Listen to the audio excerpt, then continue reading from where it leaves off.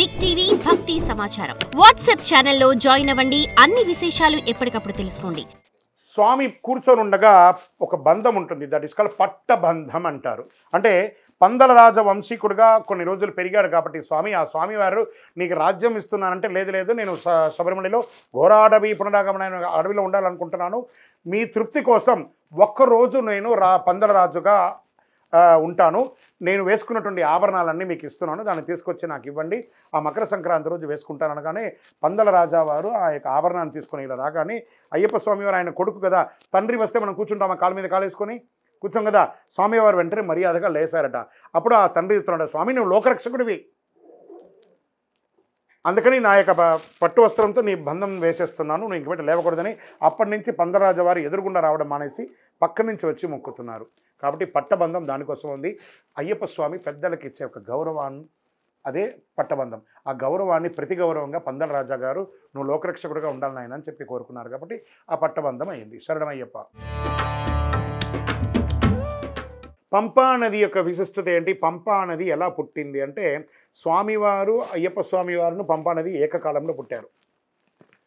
దక్షిణ భారత గంగా నది అంటారు. ఇందులో ఏముంటుంది, అక్కడ ఎవరెవరు మునిగారు, ఎవరెవరు పూజ చేశారంటే నారదాది ఋషులి చట నడచి వెళ్ళినారంట, ముక్కోటి దేవతలు స్నానమాడినారంట. మరి ఏం చెప్పారు అక్కడ? రంబాది కాంతలైన రాకూడని చోటంట.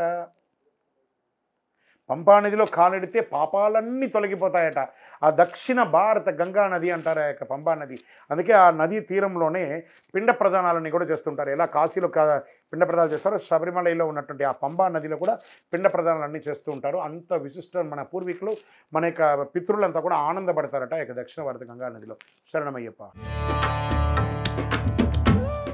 ఏమండి, మాల వేసుకున్న వాళ్ళందరూ మధ్యాహ్నం తినకపోతే అరిష్టం అంటారు. అవన్నీ అబద్ధాలు. అరిష్టాలు లేదు, బొరిష్టాలు లేదు. అతను వృత్తిపరంగా ఎక్కడో వెళ్ళుంటాడు, రాలేకపోయాడు. ఒక డాక్టర్ గారే ఎత్తుకుంటాను. ఉదయం ఆయన 8 గంటలకు 9 గంటలకు సర్జరీకి లోపలికి వెళ్ళిపోతే సాయంత్రం 5:30 అవుతుంది. ఆ 5:30కి అయితే ఆయన తినలేడు, అరిష్టం అయిపోయింది ఆయనకి. ఆయన మళ్ళీ స్నానం చేసేసి పూజ చేసుకొని ఆహారం తిని మళ్ళీ 7:30కు ఇంకొక ఆపరేషన్కి వెళ్ళాలి. అప్పుడు ఆయన ఆహారం తింటారు. వృత్తిలో ఉండి నేను భోంచేసి వచ్చి నేను దీక్షలో ఉన్నాను భోంచేసి వస్తానంటే ఆ ప్రాణం చచ్చూరుకున్నదా? అక్కడ బాధ్యత ఉంటుంది. కాబట్టి ఇప్పుడు మార్కెటింగ్ జాబ్స్ వెళ్తుంటారు, వాళ్ళకి ఎక్కడ దొరకదు, వాళ్ళు పండ్లు తీసుకొని ఉండిపోతారు. అరిష్టాలు బిరిష్టాలు అంతా లేదు. ఏ పని చేసినా అరిష్ట. నువ్వు దీక్ష తీసుకున్నదే భాగ్యం. అక్కడ అరిష్టం ఎక్కడి నుంచి వచ్చింది? శరణమయ్యప్ప. మాల ఇప్పిన తర్వాత అదే మాలను వేసుకోవచ్చా, లేదా ఎక్కడన్నా గుళ్ళలో ఎక్కడన్నా పడేయచ్చా? అదే మాలను వేసుకుంటే ఏమైనా పుణ్యమా, లేదా కొత్త మాల కొనాలా ప్రతిసారి? అంటే మాల వెండిలో అల్లిచ్చారా, బంగారంలో అల్లిచ్చారా? సమాధానం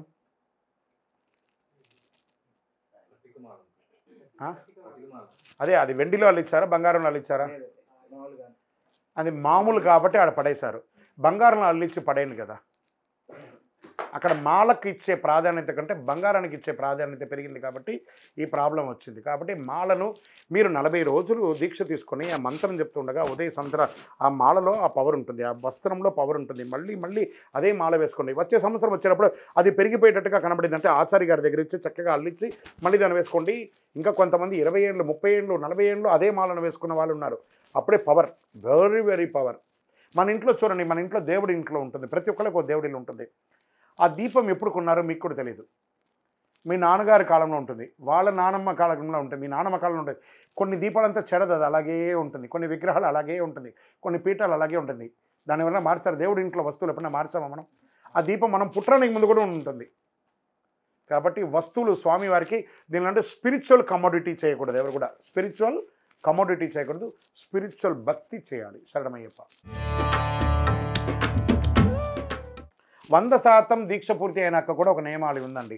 మీరు శబరిమలలో నుంచి తెచ్చిన బియ్యం ఉంటుంది చూసారా, ఆ బియ్యాన్ని తీసుకొచ్చి ఇంకా కొంత బియ్యాన్ని యాడ్ చేసుకొని అందులో దాంట్లో పొంగలి ప్రసాదాలంతా కూడా చేసి 10 మందిని పిలిచి భోజనం పెట్టి మీ శబరిమల నుంచి తెచ్చిన తీర్థ ప్రసాదం అంతా కూడా ఇచ్చి ఒకరోజు మీ యొక్క భార్య పిల్లలందరూ కూడా చక్కగా ఏదైనా ఒక క్షేత్రానికి పక్కనున్న క్షేత్రానికి వెళ్ళి దర్శనం చేసుకున్న తర్వాతనే మీ యొక్క గడ్డం మీసాలంతా తీసి తర్వాత రొటీన్ లైఫ్లోకి వెళ్ళాలి. దీక్ష తీసుకునే దాని యొక్క పూర్ణాహుతి అదే. కట్టుకున్న భార్య ప్రెగ్నెన్సీతో ఉంటే మాల వేసుకోవచ్చు. ఒక భార్యనే కాదండి, ఆ ఇంట్లో ప్రెగ్నెన్సీ ఉంటే ఎవరు మాల వేసుకోవచ్చు, ఎవరు మాల వేసుకోకూడదు అంటే భార్య ప్రెగ్నెన్సీ ఉండగా భర్త మాల వేసుకోకూడదు ఒకటి. ఎందుకంటే ఆవిడ దీక్షనే ఉంది, ప్రెగ్నెన్సీ అనే ఒక దీక్ష. మన ఇంట్లోనే మనకంటూ అమ్మవారు రాబోతున్నారు కాబట్టి అక్కడ భర్త యొక్క అవసరం చాలా ఉంటుంది. ఆ భార్యకు ఖచ్చితంగా భర్త కూడా ఆమెతో పాటు కలిసి దీక్ష చేస్తున్నట్టే కలిసి ఉండాలి. తర్వాత ఆ ఇంట్లో ఇంకెవరైనా మాల వేసుకోవచ్చా అంటే 7 నెలల లోపు ఉన్నాయి. 6 నెలలు దాటిందంటే ఇంకెవరు వేసుకోకూడదు. ఎందుకంటే 7వ నెల వచ్చిందంటే పిండానికి ప్రాణం వచ్చేస్తుంది కాబట్టి ఎనీ టైంలో డెలివరీ అవుతుంది కాబట్టి 7 నెలల లోపు ఉన్న వాళ్ళు ఎవరైనా ఉంటే కూడా ఆ ఇంట్లో ఉన్న వాళ్ళు ఎవరైనా మాల వేసుకోవచ్చు, భర్త వేసుకోవడానికి లేదు. శరణమయ్యప్ప. స్వామి మాకు కొత్తగా పెళ్ళి ఎంగేజ్ అయ్యిందండి, దీక్ష తీసుకున్న తర్వాత నేను పెళ్లి చేసుకోవాలని అనుకుంటున్నాను అనే సమయంలో వీడు దీక్షను కాన్సన్ట్రేట్ చేసే బదులు వాడు ఫియాన్సీనే కాన్సన్ట్రేట్ చేస్తుంటాడు. ప్రతిరోజు ఆమెతో మాట్లాడడం, ఇక్కడ పూజ చేస్తున్నాను ఇది చేయడం. అప్పుడు అక్కడ బ్రహ్మచర్యం ఎక్కడ ఉంటుంది? రజోగుణపూరితమైనటువంటి ఆహారాలే కదా అందరూ తీసుకున్నారు. వాడికి అయ్యప్ప కంటే ఆ అమ్మాయితో గొప్పలు చెప్పుకోవడమే సరిపోతుంది. కాబట్టి పెళ్ళి ఫిక్స్ అయిందా, పెళ్లి చూపులు అయిపోయి కన్ఫర్మ్ అయిందా, పెళ్లి చేసుకుని 1 year ఆగి తర్వాత చేసుకోండి. అయ్యప్ప ఎక్కడ పారిపోడు. శరణమయ్యప్ప.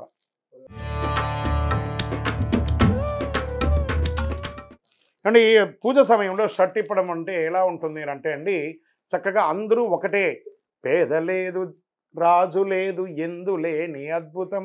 ఇప్పుడు మనమే రకరకాల షర్ట్స్ వేసుకొని ఉన్నాం కదా, పట్టు వేసుకోవచ్చు, ఒకరు జీన్ వేసుకోవచ్చు, ఇంకొకరు వేసుకోవచ్చు, ఇంకొకరు వేసుకోవచ్చు. దాన్ని ఆ స్వామి వారిని ఒకరు కలిసి చూసేదాన్ని ఈ యొక్క దీక్షలో ఉన్నప్పుడు ఆ యొక్క మర్యాద, దాని వాల్యూ అడిషన్ అంటారు. కాబట్టి ఈ షర్ట్ ఇప్పడంలో అది ఒక సిస్టమ్ అంతే. జనరల్గా అంగవస్త్రాన్ని నడుము కట్టేసుకొని షర్టు లేకుండా భోజనం చేయడం అనేది శాస్త్ర ప్రమాణం. శరణమయ్యప్ప. మాలలో ఉన్న వాళ్ళందరూ షాంపూ సోపులు ఇవన్నీ వాడచ్చా, తలస్నానమే చేయాలా అని అంటే ఏమండి, ఇప్పుడు ఉన్నటువంటి షాంపూలు సోపులు అంతా కూడా ఎగ్గుతో కలిసినటువంటి కెమికల్తో, ఆ కండిషనర్ అంటారు కదా, అవన్నీ ఎగ్గుతో తయారవుతుంది కాబట్టి అవన్నీ కూడా నిషిద్ధం అండి. అందుకనే హెర్బల్ షాప్, ఆయుర్వేదిక్ షాప్లో పంచగవ్యంతో కూడినటువంటి సబ్బులు అవన్నీ కూడా ఉంటాయి, అవి దాంతో వాడండి. మీరు వాడుతున్న బట్టలు కూడా దాన్ని పెట్టేసుకోండి, లేకపోతే బ్యాడ్ స్మెల్ వస్తుంది. ఎందుకంటే అండర్ ఆర్మ్స్కి అన్నిటికీ తగిలి ఉంటుంది కాబట్టి మన వస్త్రాలని కూడా ఒక బ్యాడ్ స్మెల్ వస్తుంది కాబట్టి దాన్ని దృష్టిలో పెట్టుకొని చేయండి. సున్నిపిండి వాడండి, లేదా పంచగవ్యంతో కూడినటువంటిది వాడండి. శరణమయ్యప్ప. తలస్నానమే చేయాలి. అయ్యప్ప పటానికి నిమ్మకాయలు వేస్తారు కదండి, అంటే ఏదైనా వేసచ్చు.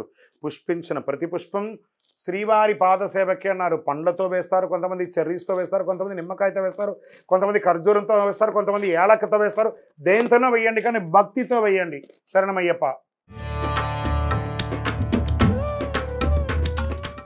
అలా ఏం లేదండి. అక్కడ ఏమవుతుంది అని అంటే అండి, పూజ చేసేవాళ్ళు ఒక పతీత వస్త్రం ధరిస్తే మంచిదని ఉంది, అంతేకాని ఇట్స్ నాట్ అ రూల్. ఏ వస్త్రమైనా ధరించవచ్చు, ఆ వస్త్ర ధారణలో కాదు, పూజలో ముఖ్యత్వం కావాలి. శరణమయ్యప్ప. ఏమంటే పడిపూజ చేయగానే ఇట్లా వాళ్ళు నడుముకున్నటువంటి టవల్ ఇట్లా అడ్డంగా పెట్టేసేసేస్తారు. ఒక్కసారి అలా పెట్టచ్చా అని ఒక్కసారి అడుగుతున్నారు. ఆ పడిపూజ అంటే మన యొక్క షర్ట్ వేసుకున్నాం కదా మనము, ఈ షర్ట్ను ఒకసారి స్మెల్ చేయండి, ఎంత బ్యాడ్ స్మెల్ వస్తుంటుంది. అందులో ఆ టవల్ నడుముకాయ కదా కట్టుకుంటాం, ఒకసారి ఆ టవల్ తీసి వాసన చూడండి ఎలా ఉంటుందో, ఎంత ఘోరంగా ఉంటుందో. స్వామికి పెట్టే పవిత్రమైనటువంటి నైవేద్యాన్ని మీ నడుముకున్న టవల్ తీసుకొచ్చి పెట్టి ఆ స్వామి ముక్కు మూసుకొని తినాలా? ఎవరు చెప్పారు? మీరు అలా టవల్ అడ్డం పెట్టకపోతే ఆయన తినడా? మళ్ళీ మీరందరూ కూడా తింటారు కదా, మీరు కూడా స్వామి స్వరూపులే కదా, మరి అందరూ తినాలంటే ప్రతి ఒక్కరికి ఒక్కొక్క టవల్ వేసి తినాలి. అలా తినాలా? ఎక్కడైనా ఉందా? ఒక దేవాలయ గర్భాలయంలో ఒక విశిష్టత ఉంది ఆ నైవేద్యానికి, అలాగే చేయాలని ఒక రూల్ ఉంది. కాబట్టి నైవేద్య సమయంలో నైవేద్యం చేయాలి. ఏమండి మనం పడిపూజ సమయంలో ఒక్కొక్కసారి పడిపూజ ఆనందంగా జరుగుతున్నటువంటి ఒక సమయంలో 12 దాటుతుంది. 12 దాటగానే నెక్స్ట్ డే వచ్చేస్తుంది అని అంటారు. అప్పుడు తినొచ్చా? ఇది ప్రశ్న. ఏమండి ఎవరైనా 12ంటికి నెక్స్ట్ డే వచ్చిన తర్వాత మీరు స్నానం చేసి మీ ఉద్యోగం వ్యాపారం ఏమైనా చేస్తారా, లేదా 12 తర్వాత పడుకుంటారా? మన యొక్క హైందవ సంప్రదాయ ప్రకారం సూర్యోదయం నుంచి సూర్యోదయం వరకే ఒకరోజు. కాబట్టి మనం పూజలో ఉండి, బాగా గుర్తుపెట్టుకొని, మనం పూజలో ఉండి ఆ ప్రసాదం తినకుండా వస్తే ప్రసాద ధిక్కరణ. కాబట్టి మీకు అరగలేదా, ఒక పండు తినండి, కొంచెం తీర్థం తీసుకోండి, కానీ తీసుకోకుండా మాత్రం రాకండి, తప్పేం లేదు. శరణమయ్యప్ప. చెప్పాను కదా, మొదటి ప్రశ్నలో చెప్పాను, మకర సంక్రాంతి రోజే వెళ్ళాలంటే పుట్టినందుకు ఒక్కసారైనా వనయాత్ర చేయాలి, జ్యోతి దర్శనం చేయాలనేది ఒక లెక్క ఉంది. ఆ ఒక్కసారి వెళ్ళండి, వీళ్ళు ఉన్నప్పుడంతా కూడా శబరిమలకి వెళ్ళండి, వెళ్ళే తీరాలి, రూల్ అంటూ ఎక్కడా లేదండి. శరణమయ్యప్ప. తిరువాభరణం అంటే ఏంటి? మనం ఇంతకుముందు ప్రశ్న అడిగాం. స్వామివారు వనయాత్రకు వెళ్ళిపోతాను అని అంటే అప్పుడు పందల రాజావారు అన్నారు ఈ రాజ్యాన్ని చూసుకుని అంటే నేను ఒకరోజు రాజుగా ఉంటాను, ఆభరణాలు నా ఆభరణాలు అంటే ఇస్తాను. దాన్ని తిరు అంటే రెస్పెక్ట్ అని అర్థం, రెస్పెక్టబుల్ ఆభరణం అంటారు, తిరువాభరణం అంటారు. ఆ ఆభరణాన్ని పందల రాజావారు స్వయంగా మకర సంక్రాంతి రోజు తీసుకొస్తారు. తంత్రి వర్యులు దాన్ని అలంకారం చేసి జ్యోతిగా హారతి ఇస్తారు. ఆ హారతిని తీసుకుపోయి ఆ కొండ మీద అలా చూపిస్తూ ఉండగా అక్కడ కొండ మీద ఉన్నటువంటి ట్రైబల్స్ అందరూ స్వామివారికి మంగళహారతి ఇస్తారు, 3 సార్లు తిప్పుతారు. అదే జ్యోతి, మకర జ్యోతి. తిరువాభరణం అంటే స్వామివారు అలంకరించుకున్న ఆభరణం, జ్యోతి అంటే ఆ భక్తులు ఇచ్చే ఒక హారతిని జ్యోతి. శరణమయ్యప్ప. నెయ్యి అభిషేకం అంటే ఏంటి? నెయ్యి అభిషేకం చేయడంలో ఉన్నటువంటి పరమార్థం ఎందుకు? స్వామికి నెయ్యి అభిషేకం ఎందుకు చేస్తారు? నెయ్యి వచ్చి స్వామివారు చిన్ముద్ర రూపంలో ఒక ఆసనంలో కూర్చొని ఉంటారు. తన యొక్క మెడిమల్ని పృష్ఠభాగానికి ఆనుకొని ఉండేటట్టుగా ఈ యొక్క యోగాలో ఒక అద్భుతమైనటువంటి ఒక యోగాసనం అనమాట అది. ఈ యొక్క ఆసనం ఇది మనం కూడా కూర్చొని లేస్తే శరీరం వేడి ఎక్కిపోయి ఉంటుంది. మనం కూర్చున్న స్థలాన్ని చూస్తే వేడిగా ఉంటుంది. స్వామివారు అలా కూర్చొని ఉండగా ఉష్ణం ఎక్కిపోయేసరికి ఈ పృథివీ అంతా కూడా వేడిగా అయిపోయిందండి. అందుకే పరశురాముల వారు వారికి ఆజ్యాభిషేకం చేయండి అన్నారు. అందుకే భక్తులందరూ తీసుకెళ్ళి ఆజ్యంతో అభిషేకం చేస్తారు.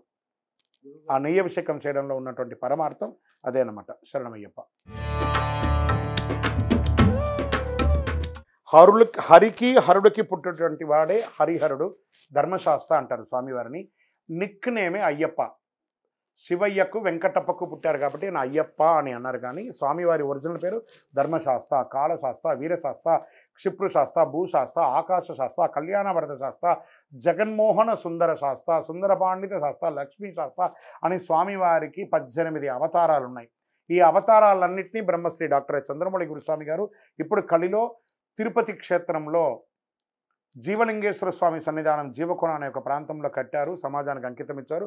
వచ్చి దర్శనం చేసుకోండి. అలనాడు పరశురాముల వారు కేరళ రాష్ట్రంలో ప్రతిష్ఠించారు. చాలా వరకు అవన్నీ కూడా కాలగర్భంలోకి వెళ్ళిపోయింది.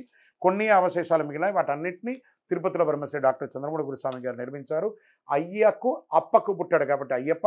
ఆయన పేరు శాస్త్ర. శాస్త్ర అంటే శాసించువారు.